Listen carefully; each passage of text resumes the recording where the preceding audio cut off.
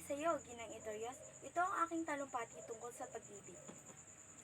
Ang bawat tao dito sa mundo ay naghahangad ng taong ibig at pupuna ng mga kulang sa kanila. Kumbaga, hinahanap si Mr. Right o Miss Perfect. Ako nga, nahanap ko ng aking Romeo. Nakakalungkot nga lang ay hindi ako ang kanyang Juliet. Ngunit, ano nga ba ang pag-ibig? Ang pag-ibig ay isa sa pinakapangyarihang biyaya na binigay ng Diyos sa tao. Isa rin ito sa pinakamahirap na bigyan ng kahulugan na kahit scientifico mahihirapan. Kung kayo nagtataka kung bakit ito makapangyarihan ito dahil hindi naman natin ito nakikita, hindi naman natin ito nahahawakan, ngunit atin itong nararamdaman.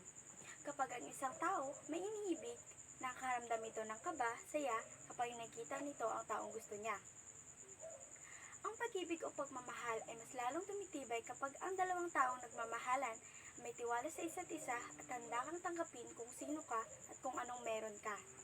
Wala sa edad, kasarian, estado sa buhay, piyat ka man o mataba, matangkad ka man o sakto lang, lahat pantay sa pag-ibig at sa taong umiibig.